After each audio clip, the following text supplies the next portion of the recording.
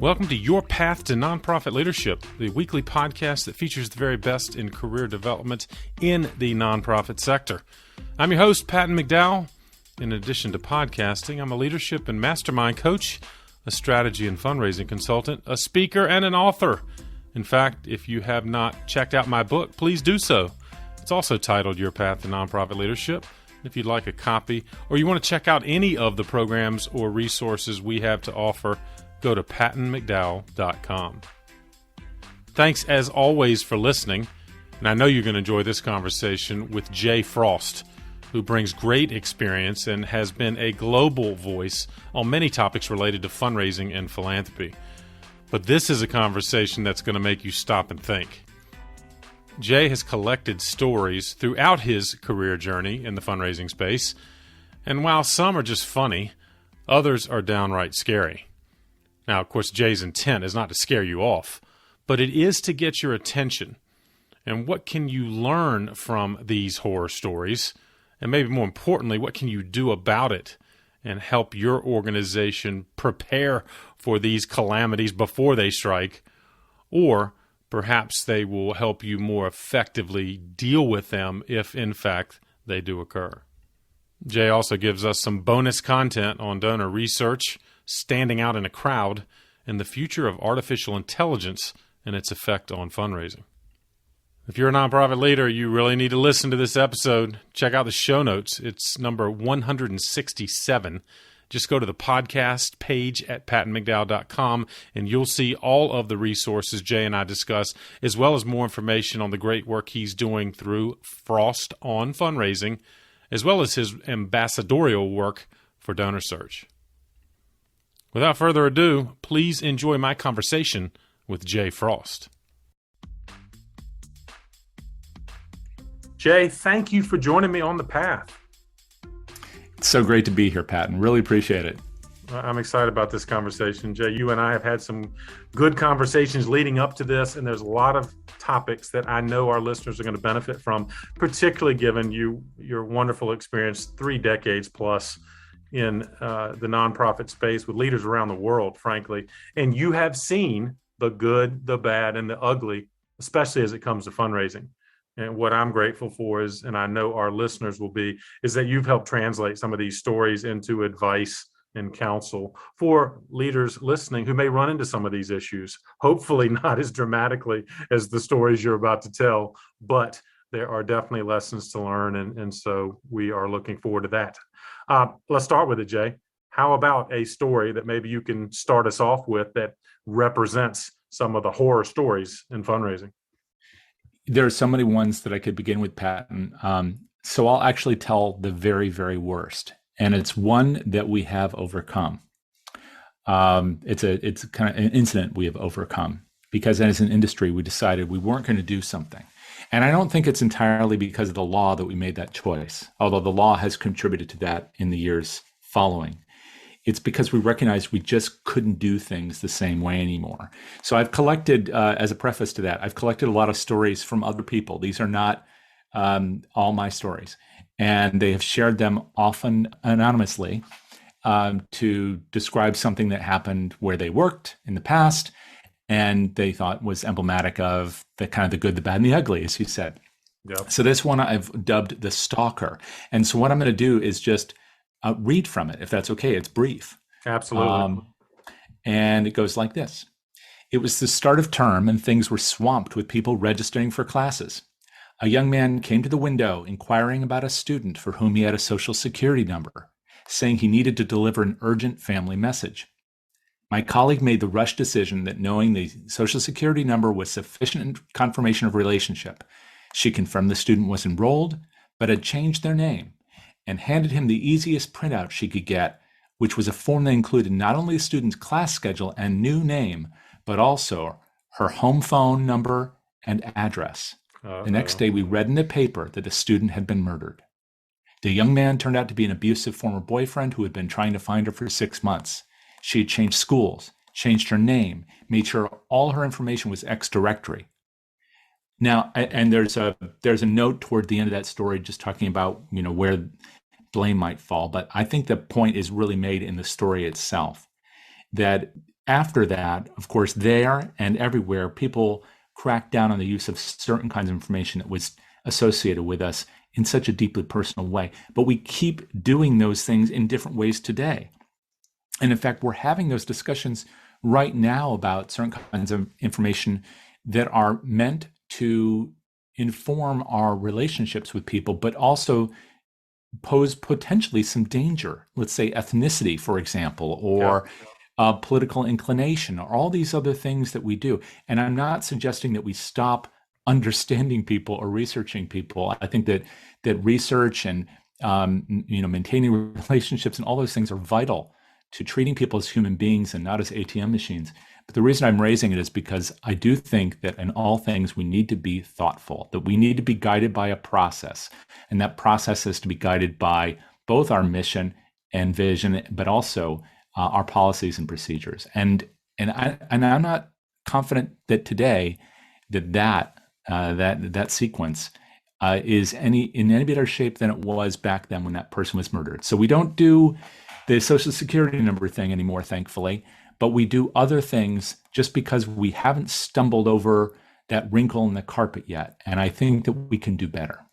Yeah, Jay, it's a scary reminder of the importance of how the data we maintain. And I'm guessing, and I know there's no simple answer to an issue like that, but obviously we need to have policies and procedures about protecting this invaluable data. Or are there other lessons? I guess I'm struck by your point that I think we're still perhaps making mistakes that make our data vulnerable. And I think about in this virtual environment, a lot of organizations are sharing data, with who they assume are trusted volunteers, campaign committees. But I guess, Jay, you would agree that's where we're continuing to remain vulnerable, maybe, to issues like the one you described?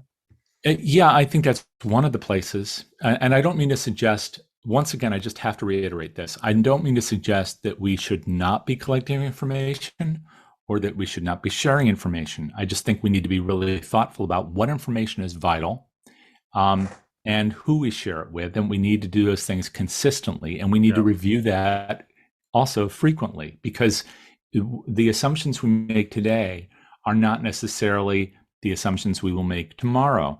And I know that when you and I have talked about this offline prior, Patton, one of the issues was that that we all talk about these days has to do with things like how we're determining which donors we wish to reach out to for support. Right. And that's also guided by policies and procedures. So that's not a data issue. That's an issue about what is the source of our revenue? What's appropriate for us? What's aligned with our mission? But once again, that's a policies and procedures matter. So have we discussed it recently? Have we reviewed it together? How is that guiding our activity? And as far as communication is concerned, how are we communicating those decisions with the public so they understand what we're doing? Not just a few people on our board and a few selected donors, but more broadly, the community. So they know that we're in a partnership of trust, and everything we do is to lead our institutions to not only financial success, but a successful partnership and achieving the things which are aligned with our mission. So I know that sounded like a bit of a jumble in there, but I guess what I mean to say is that whether it's data or whether it's determining where we want to derive our income, or how we want to hire people, how we want to communicate what we do with the public, I'm of the mind that we ought to be spending a little more time and effort on the policies and procedures that govern our actions, and that we ought to then be more comfortable with communicating those policies and procedures with the public, and with continually revisiting them so that they are better aligned with our missions and with the public we serve. Yeah, so well put, Jay. And I'm guessing you'd agree that maybe our initial takeaway from this conversation is, I would suggest, and I'm being intentionally provocative, that most organizations do not have the policies that you just described. And unfortunately, they react to horror stories like the one you shared. And so is it indeed your primary advice that, one, they need to make sure they have these policies, and I guess two, they need to revisit them on a regular basis? Yes. And I don't know, as you said, I don't know that the people listening now, that they do or do not have these policies and procedures, or that they are sufficient. I don't know. They might be terrific, and they might have revisited them yesterday. So I don't mean to paint with a broad brush the sector. What I am suggesting is that the stories we keep hearing, and the murder is the worst case scenario, but it's a story, by the way, which I had to hear from someone anonymously, and I have never heard in general discussions in our sector. But all the other things that we have heard a lot about, whether it's the opioid crisis and the Sackler family, or Jeffrey Epstein and all the things with MIT and Harvard, or lots of other things, we forget them so quickly. And I wonder if that's because we are not as committed as we could be to continually revisiting what is our guiding principle and how we solicit support, how we maintain our information, how we communicate with the public. So I know I'm sounding like a broken record, and even that reference makes me sound old. Yeah. But the idea that we're doing everything right, I think the evidence is that we're not. But that's not to suggest that we're doing everything wrong. It's just that we need to carve out a little time to think, and are we doing what we're doing in a way that makes us proud? Well put. And I agree. Maybe many of our listeners are already up to speed on these issues, but I'm guessing it's a wake-up call for others. And I'm delighted for you and I to be that wake-up call if it helps an organization avoid some of these issues. Jay, you clearly bring an energy and a passion to this topic. Talk about your story.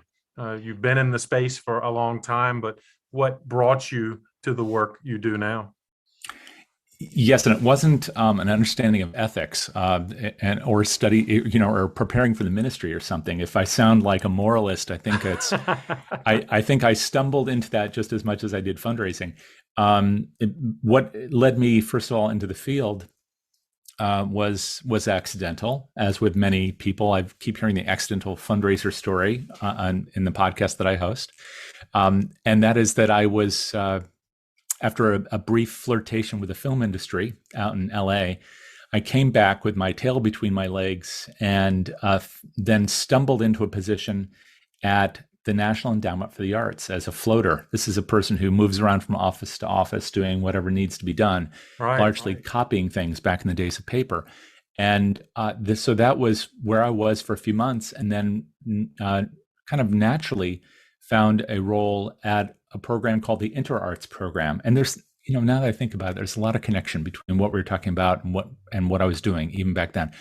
The InterArts program was, or as it might be known today, interdisciplinary arts, was a very controversial place, as was the place I worked later, which was the literature program, because they received support, of course, from the government. And the idea was that the panelists or other artists would make a decision about who would receive funding. And then that funding would go to artists to create new work or put on new work. It's all very much above board. It sounds pretty simple, pretty straightforward. And it's not much of the federal budget either. And in fact, it hasn't changed almost a smidge in all the years since I started working back in the 80s. Anyway, so I was there doing that work, and it was quite controversial because some of the artists funded would run afoul of some of the community standards that were in people's minds at the time. And I can talk more about that with you later if that's of interest. But I was there and then enjoying it a great deal, but found that it was going to be important for me to see what life was like on the other side.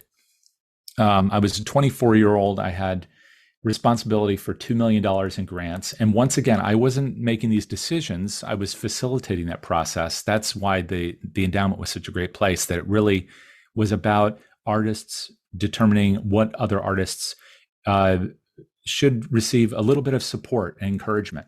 But still, for a 24-year-old who could recommend panelists to be in that process was pretty heady. And I recognized that I probably needed a little more, wear and tear on my shoes before I was in that kind of position. So I had the opportunity to go with the woman who later became my wife, Yuko, to Japan for a few months.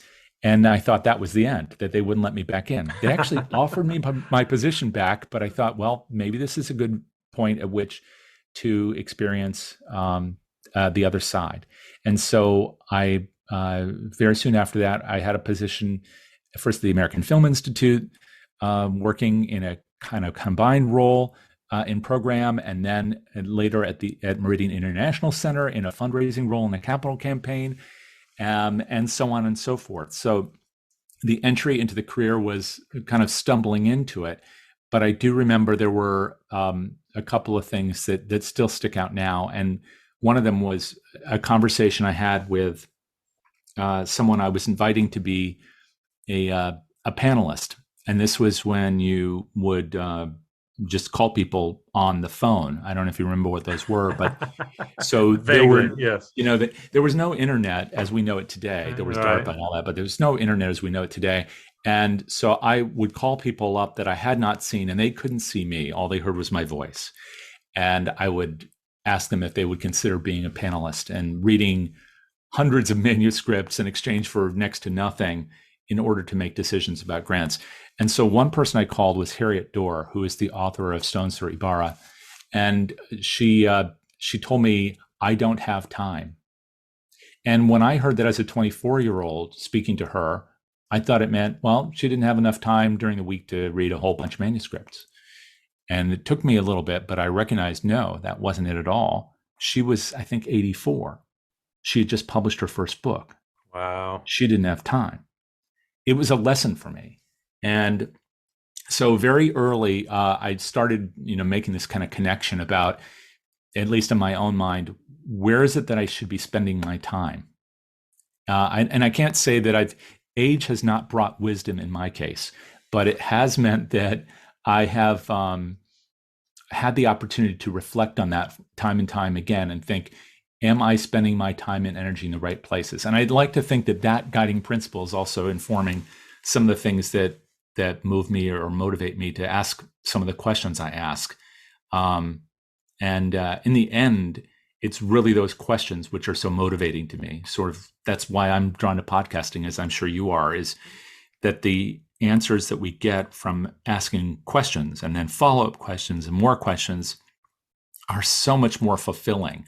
Right. Sort of like calling her and asking her to do one thing. Well, that's perfunctory, but asking her really who she is, or finding out what motivates her, or finding out what time is, those things are so much more meaningful. And for us in this sector, just asking ourselves these questions about, why are we here doing what we do? Can we do it better? Do we do it in a way that really involves everyone we want to help? Are we doing it out of our own volition, or are we doing it out of a sense of partnership with others?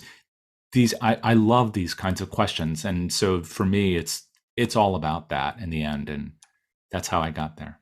Love it. And again, I love the perspective you bring, reflecting on the experiences you've had. And I guess, Jay, talk about the work you are doing now, because yes, as a fellow podcaster, you've got great content that you're producing there, and I would encourage our listeners to check it out.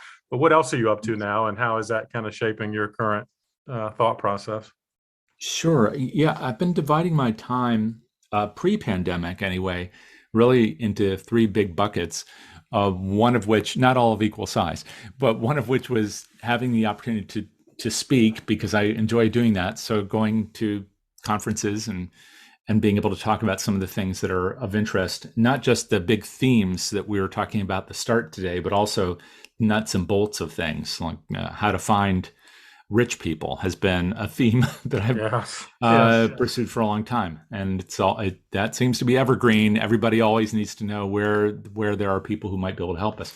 But doing a lot of speaking, and increasingly that became speaking about the why of things instead of just the what of things. Right. Then another bucket was doing consulting. So over the years, that was a migration from serving as a fundraiser within institutions, and then a service provider to institutions, and then more recently, over the last decade, working as counsel to institutions. So listening to them and hopefully asking good questions and providing some guidance on things like capital campaigns and so forth.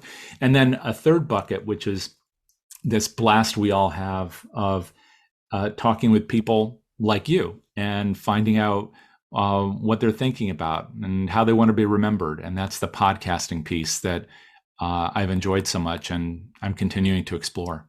Yeah, you and I share that enjoyment and the perspective you gain from these conversations with folks literally all over the world. And that is the beauty of the technology we both employ there. And it's allowed you, I know your story gathering, Jay, started, I'm sure, years ago, but you continue to gather them through conversations you have right now.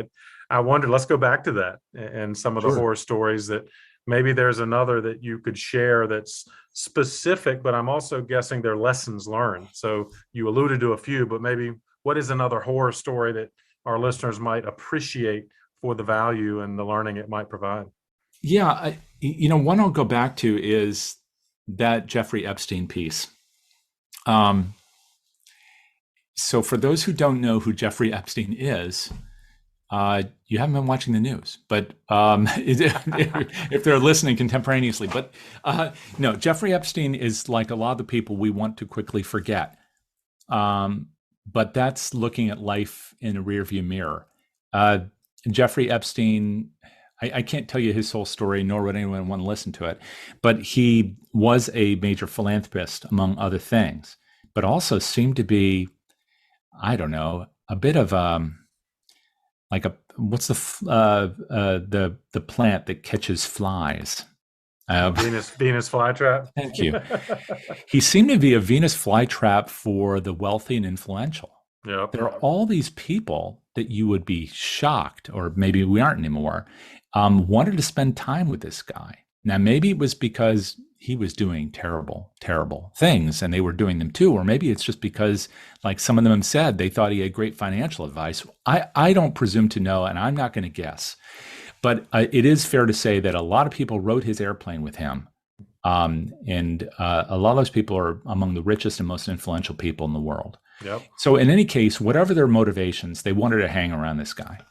And once upon a time, Jeffrey Epstein was also briefly a supporter of the school I attended, Interlochen Center for the Arts. Oh, wow. Which is, this great art school up in northern Michigan, and goes back to 1929, really charitable mission.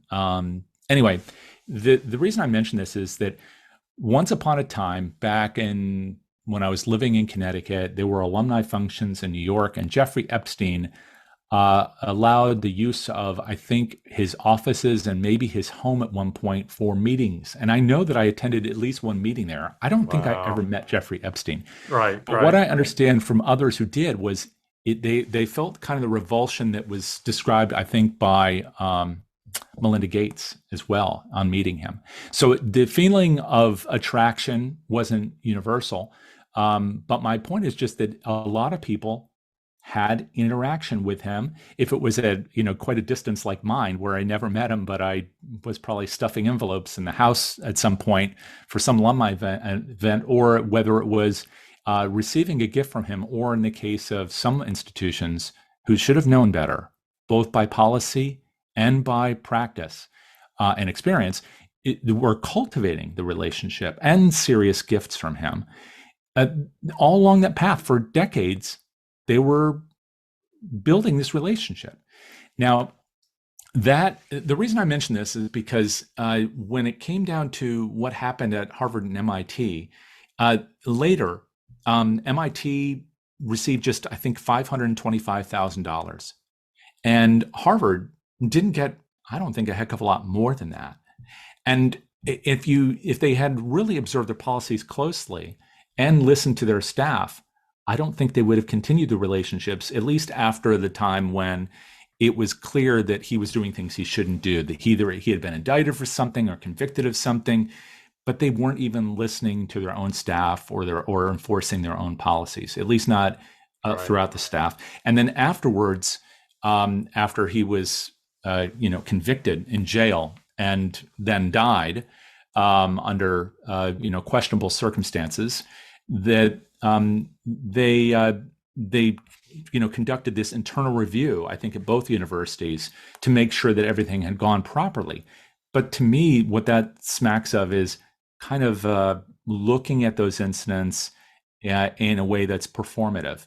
So this is not to criticize those two institutions, which do wonderful work in so many ways and have been so meaningful to so many students and alumni and have such an impact on not just education, but research and development and scholarship more broadly, all those things that MIT and Harvard do and many other places, and other places like Interlochen that briefly had a relationship which was less volatile, less financially lucrative, and certainly not near, in no way as dangerous to the students.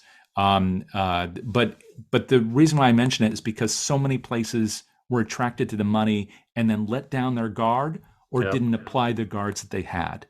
And I don't think this is an isolated case, because it happened with the Sackler family, which is the greatest example for all of us. But it's happening many, many, many times in different ways. It's easy to get caught up in the sway of someone who has means. And every nonprofit fundraiser, I think, can appreciate that. I certainly can too.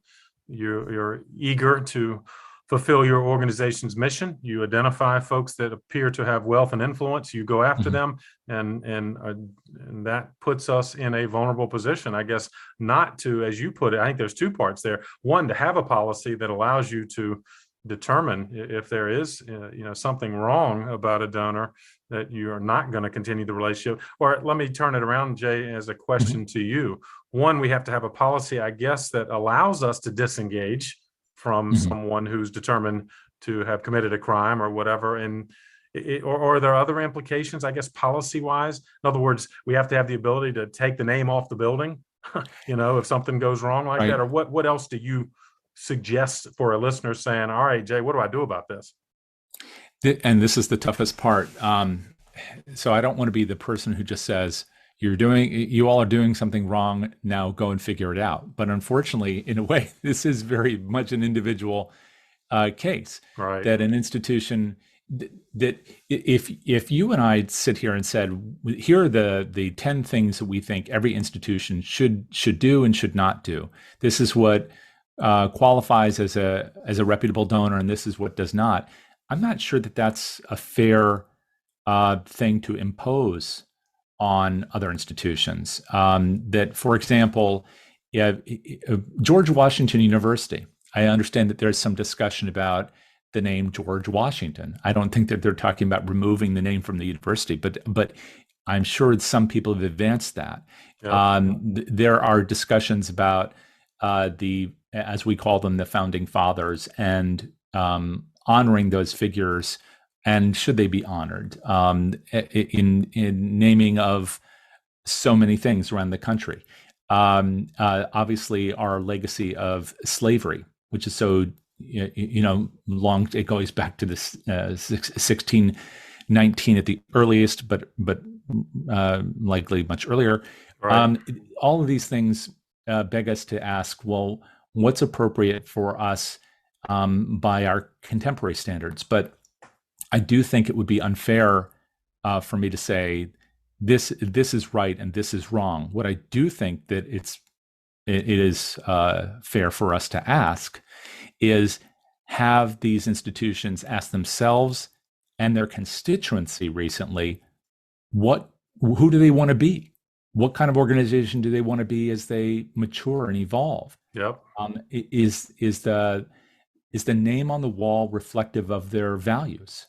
And if not, what is their process for removing it? And so, finally getting to your point, if they don't have not only a policy and procedure in place, and there's no way to revise what they've done unless they establish one, but then that policy has to have within it, policies and procedures have to have within them a way of making adjustments. Yes. And I know we're doing that sometimes with the pledge agreements, right? So perpetuity might mean forever in one place, and it might mean 20 years in another. But I'm not just talking about finance and edifices at this point. We're talking about the bigger issues, and I wonder if instead of being reactive, we should be, thinking about these things on a continual basis, so that we aren't tomorrow saying, you know what, we better remove a slaveholder's name off the building that we've had there for 100 years, Right. just because somebody criticized us. But rather, shouldn't we be asking ourselves, whose names are on our buildings? Are they reflective of what kind of institution we are? And if we find that they're not, should we consider making changes? It shouldn't all be about whether or not we're getting bad press or whether or not people have forgotten, but really about our identity. Yeah, it's proactive. You're exactly right. And I guess that is, again, one of the takeaways of this conversation, I believe, is that how can you be more proactive and, as you say, be true to your mission and what it represents instead of waiting for the critique that comes in the media somehow. I'm struck by a practical opportunity, Jay, you've suggested, is using some of these horror stories or case studies to create ongoing dialogue. Maybe it's at a board retreat or staff retreat. Yeah. And could you turn these stories into, divide up the group and talk about it? What should they have done? What would we do if this happened? Or do you have other ideas, Jay? It seems to me that could make this into a proactive exercise instead of reactive. I don't, and I wish I had thought of that earlier. Although I have to admit that it seems like I was drawn to it at first because it just seemed interesting and curious to me that there are so many stories, and I have something like 25 stories here over 30 years of different kinds of crazy things that people have done, and some of which are very funny, by the way. They're not all terrible. Not all, yeah, right. But yes, I should have done that. But I have to admit, I was responding a bit. I was doing the very same thing I was just criticizing others for not doing, and that there was entertainment value in it, and so it was a way to talk about an issue or to introduce it in terms of ethics. Yes. But I have to admit, at the same time, people there's a certain quality of about these stories that makes people attracted to hear them because they think, there but for the grace of God go I. But now that I've heard it, I can walk away from it. I do think you're right. If there's a way to make it a part of our conversations so that we don't just have, for example, AFP has an ethics month. We don't just have a couple of webinars on ethics and read an ethics statement and then walk away from it. I think that would be far better for us to be considering these things continually. And if the stories help us to do it, we should do it, especially because it doesn't end with what's happened in the past or what's right in front of our faces because of something criminal. It's also happening in terms of contemporary kinds of discussions in the world. So can I bring up something that's really, really fresh? Oh, absolutely. Please do. All right. Well, so at the time that we're having this conversation, there have been a couple of recent Supreme Court decisions, and some people will find those decisions wonderful, and some people will find them horrendous. Right. But my question would be, if the court makes a decision that could potentially impact a nonprofit's activity, or the way that they work with their employees, for example, then should the nonprofit just sort of recede in the background and watch what happens? Or should they make a statement about it, but then not do anything? Right. Or should they dive into it as a policy matter and then figure out how to implement potentially changes that will make it so that the employees and potentially donors are able to adjust to a new reality? Yep. And that sounds so vague, so I'll be more specific. And I know that saying this is at the risk of raising some hackles, but one of those decisions has to do with Roe v. Wade. And one company, for example, not a not-for-profit, but a company that's in Richmond, Virginia, and that company is a marketing company, and they have made a decision to support employees who wish to receive certain kinds of reproductive health care services. And this is a discussion going on in the commercial sector a lot. What's interesting to me is I haven't heard a lot of that discussion in the not-for-profit sector. That's true. And I'm pointedly not taking a position on that here because while I have an opinion, I don't think it really matters what my opinion is. What I do think that matters is whether or not organizations are going to know what their values are and be true to them with their own employees and with their boards. I'm not talking here about advocacy, which poses different legal complications and questions, but rather just what are we doing with our own teams, the people we work with every day, how they feel and how they have to live. And I don't think it's just about Roe v. Wade. Right. I think it's about a lot of other issues that could come from the court, they could come from legislation. And so once again, who are we really? And how are we going to make sure that we are living those values with our staffs, with our boards, and with our donors? Yep. Very well put. And again, it just strikes me that organizations need to be proactive. What we are suggesting to our listeners is that do not wait for these conversations or these topics to hit you on the head from the outside, but have these conversations about your mission and what you represent. And it seems to me that that's not going to, as you said, prepare you for every eventuality, but I think it'll help you feel a little more comfortable with, you're at least in a position to address these things. So, Right. Anything else on that point, Jay, that again, for a listener thinking, all right, this is heavy stuff, right? It's heavy stuff. And I hope that doesn't mean that people turn this off, because I think this is also kind of fun to talk about things that are meaningful. I agree. Maybe I'm just a masochist. I don't know. But there is a word we haven't used, and I'm not using it on purpose, but I do want to make sure we mention it. And that's the word uncomfortable. Yep. Uncomfortable comes up a lot of our conversation now. And it seems to come up in one of two ways. One is that some people will say, you've got to make people uncomfortable to make them change. And then other people will kind of shy away from that conversation entirely because they don't want to be stigmatized as being embracing of values that are antithetical to the change that the people who want to make people uncomfortable are seek in the world. I believe it's possible for us to be having a conversation like this one about uncomfortable issues without making us feel personally responsible for Jeffrey Epstein. Right. Because exactly. You and I are not. And even whomever was at MIT and Harvard and all these other places, I'm not sitting here pointing at them. Right. I'm not going to yell at Oxford for having a statue of a slaveholder. That's not the point. The point is to figure out who we are now. It's not to sit around and bash one another.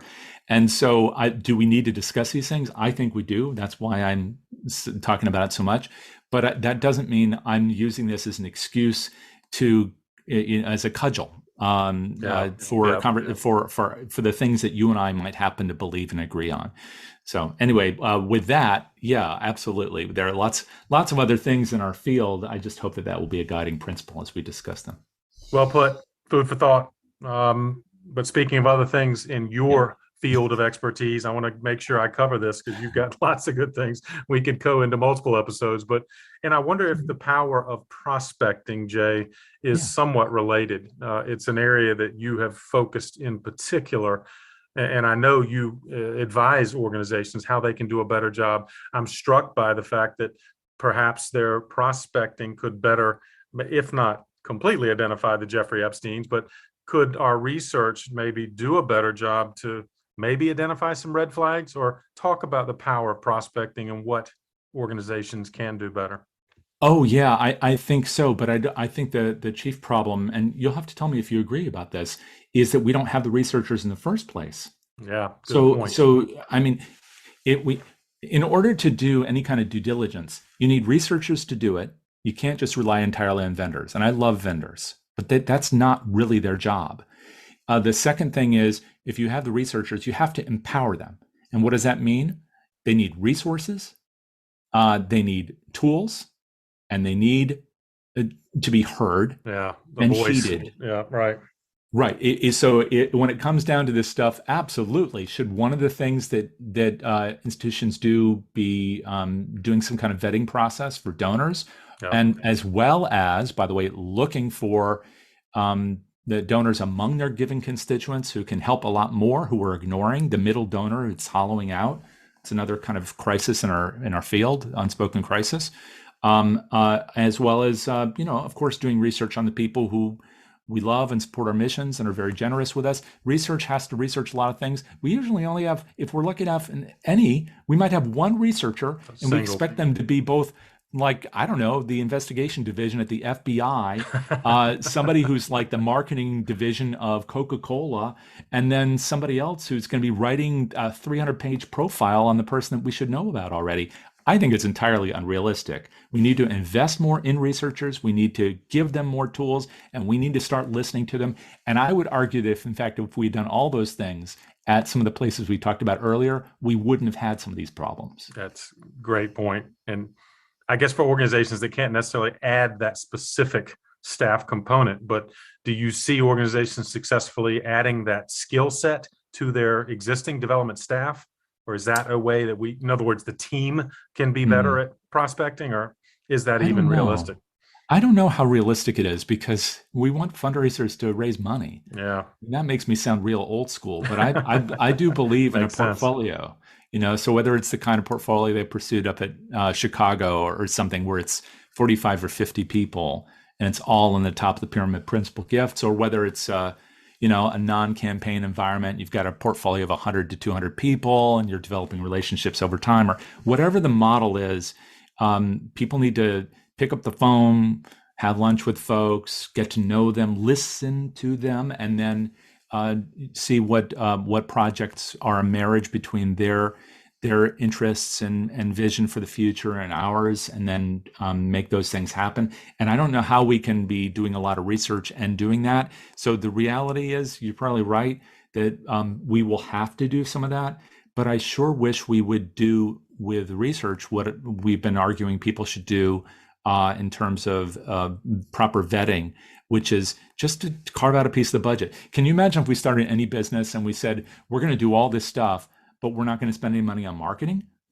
Or on sales? I mean, you have to do both, right? And so if we're not going to commit a certain percentage of our budget to research, then we're simply not going to have prospects, or we're going to have the wrong ones, and we're not going to raise any money. Yeah, it's a function we have to consider. So if a listener right now needs to think about, to the extent it has, proportionate to its organization, do you have this research component? If not, you could be missing out significantly. Right, and I would also argue that it probably needs to track, so it's not consistent. It's not as if an institution of $500,000 budget spends 10% of its budget on research, and an institution of $50 million spends 10% on research. It probably needs to scale. It probably need to spend more to identify these opportunities when they're smaller, and then it'll shrink a little bit, because again, let's use universities in the United States as an example. Most of them do have a research shop. 75% of the APRA membership is made up of people who work in higher ed. Right. That means only 25% work in the rest. And so all those hospitals, all those let's say cultural institutions, social service agencies, they all need research support. They probably need to spend a little more on average as a percentage of their budget than would a university, simply because they need more of that opportunity, and that opportunity is created by knowing more about its marketplace. Yeah, well put. And that's, again, if nothing else, if someone comes away at least maybe reconsidering their current investment or their potential, you've made them think about a topic that is worth considering for sure.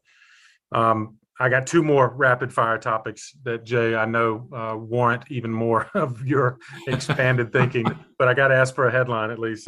Sure. You have a great kind of presentation and content around standing out in a crowd. I wonder if you could share maybe the headline there, that a lot of individuals and organizations perhaps can do a better job of standing out in the crowd. What do you mean by that? Saying yes more, and being fearless about it. And if you're offered an opportunity to do something, especially if it's a stretch for you, to just raise your hand. That's really what that talk is about, and a talk that I've given at a lot of conferences, because I found that while there are a lot of motivational speakers at a lot of conferences, I wasn't hearing many people within our field talking about how we could be just as fearless as everybody around us that we typically support and provide a stage for. And the people in our field, people like you, if we have the opportunity, we can really inspire people to have greater impact. But that starts with being willing to raise our hands and volunteer for things, and being willing to stand out in front of the crowd, not just supportive of those who do. Yeah. And I guess related to that, you're saying a lot of nonprofit individuals and organizations are remaining silent, or just or not raising their hand in opportunities that may in fact be beneficial to their cause. Well, I'm thinking about it specifically here as, and it sounds selfish, but beneficial to themselves. Yeah. So if an individual is offered an opportunity to serve on a board, or to go and work at an event in a public facing way, to speak, literally to speak at a conference or an event, those are all ways that they can really benefit from the joy of interacting with others in a more substantial way. So I know that that's asking people who might be more prone to be what's the right way of thinking about it? Introspective, to step outside their comfort zone. But I do think ultimately they can, if we can all find a way to do that a little bit, that it'll be beneficial to ourselves, but it'll also be sharing something that we uniquely have, as each of us as unique individuals have, with the audiences that we find. We have to step out of our shell a bit in order to really enjoy life and our profession in a more meaningful way. Yeah, well put, and good advice, and pragmatic, as you put it.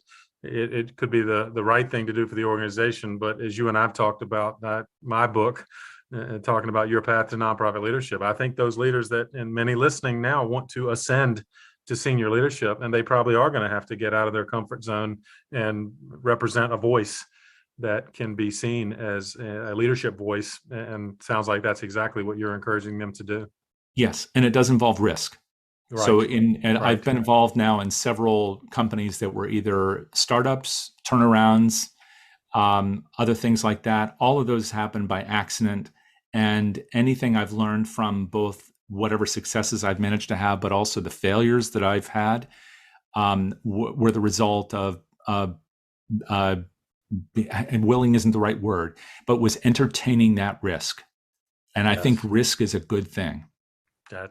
I'm glad you will let that simmer in the ears of our listeners right now, because you're right. There is risk as well as reward, particularly as individuals aspire to get more involved and more into leadership roles. All right, Jay, I need you just to tease us with one more topic that is a specialty of yours. And I know that you'll have other resources they can find, but you have thought a lot and studied a lot the future of donor intelligence. What does that mean? And perhaps, again, you can whet our appetite for something that we need to learn more about. Sure. In a word, listening. So the skill that serves us best historically with major giving is something that can serve us really well in all the things we've been talking about, whether it's making sure that we don't see a hollowing out of the middle donor, that we are able to, keep those people, show them the love, or keep them in the hug, as Jerry Panis would have said. Listening allows us to better understand the communities that we have traditionally ignored, and there are plenty of them, not in order to extract money from them, but rather to make them our full partners in the change we want to see in the world through our organizations. Listening allows us to build better models, including data models. I think that the reason why AI is so great as an opportunity is because it allows us to listen more effectively than we've done. But that also means, once again, that we better have a lot of thinking about how we utilize it, so it doesn't just reinforce bias, and it doesn't just act on the worst of our impulses, but in fact, it allows us to use our best and most powerful skill, which is to close our mouths, to open our ears, and find out what's at the heart of the person sitting across the table from us, so we can help them to be the better versions of themselves. Yeah, well, Jay, needless to say, you've got my attention, and I know our listeners are going to want to find out more about all of these topics, and we'll get to that in a minute, because your website and other sources are going to help them maybe dive deeper into topics like the future of donor intelligence, how to better stand out in the crowd, as well as some of the horror stories and lessons learned that you and I have talked about. And for all this, I'm certainly grateful. Jay, in addition to all this great information you've given us, how about a book? You've had a lot of books meaningful to you. I know on your journey, what's a book or two you might recommend to our listeners? Sure. Well, okay. So speaking of journeys, The Artful Journey, Cultivating and Soliciting the Major Gift, that was the first real fundraising book I ever bought in my first job as a major gift fundraiser. Wow. And that's by Bill Sturdivant, who I later had a chance to be on the faculty with at the Institute for Charitable Giving. So he was a great teacher, and his book, I think, still has a lot of chops in it. It tells us how to do our work. So I found that very helpful. Everybody always talks about Jerry Panis's Asking book, and I think it's a good book. All of those books are 60 minutes to read. There are a lot of great stories. The fundamental message in that was listen the gift, which we talked about earlier. And then I'll list a third book. There are a lot of great books, but that's Prospect Research for Fundraisers. And the major reason I'm mentioning it is because we've talked about that intersection between knowing something about your donors and actually then developing the relationship and raising money for our missions. And I do think that whether we're going to hire researchers and understand what they do or see what research can do for us, or we want to arm our existing fundraising staff and leadership with some knowledge about what the potential for donor intelligence is, that book is a great intro to it, because it's written by two of the best people in our field. That's Helen Brown and Jen Filla, people I always recommend if you want good, insightful people who can help us to understand the role of research in contemporary fundraising. Love that. That sounds like very important recommendations to add to our wish list. So for those listening, I'm grateful, Jay, for those additions to the recommendations of our for reading and other resources. So Jay will include all that in the show notes, and tell us and tell our listeners, where can they find out more about you and the good work you're doing right now? Well, sure. If people are interested in talking with me, you can always find me either on Twitter at Gordon J. Frost or over on LinkedIn. And then I also have a Facebook page that's Frost on Fundraising. I do have a website, which is frostonfundraising.com. And that's where I talk with people about giving talks at conferences, doing board retreats, and counsel. I do work with agencies like Brian Lacey and Associates, do a lot of capital campaign work with him and with others. And then if people want to follow another series in addition to yours, then I would encourage them to check us out over at the Philanthropy Mastermind series, which is underwritten by Donor Search. It's the non-commercial wing of what Donor Search does. They give me free rein to just talk with brilliant people like you and a lot of other leaders in the field from around the world who have a stake in making sure that we all do our work better, and maybe some insights into what is the role of change makers and innovators in fundraising and philanthropy. So I hope people will come and sit in on that series and gather up those CFRE points, and maybe even let us know what they'd like to see and hear in the future. Could not agree more. And grateful, Jay, for collaborations like that you and I have had, and I hope we'll continue to have. And for all of these resources and your insight, thanks for joining me on the path. Thank you. And it's been a pleasure talking with you today. Well, I hope you enjoyed this conversation with Jay as much as I did, and came away with some practical ideas that can help your nonprofit organization avoid the scary fundraising stories that Jay shared with us on this episode. Don't forget to check out the show notes available on our website, pattonmcdowell.com, where you can go to the podcast page and find episode number 167, and you'll find out all about Jay and his consulting, speaking, and other great content production he is doing. As always, please share this episode with someone else on the path. And if you haven't already, you can subscribe. Just go to the podcast page again at pattonmcdowell.com. You'll see the follow button, and follow means subscribe. You won't miss out on any of our episodes, and you can connect through any of the primary podcast platforms. Don't miss out on any of these weekly episodes. They come out every Thursday. And if you like this one, click on the episodes button at the top of the page. You can scroll through thumbnails of all of our episodes, and you can search as well through some of our most popular episodes or by topic or guest name. Thanks as always for the work you're doing in the nonprofit sector, especially right now, and keep up the good work for causes that are most meaningful to you. I'll keep bringing you content that can help you do it even better. Have a great week. I'll see you next time on The Path.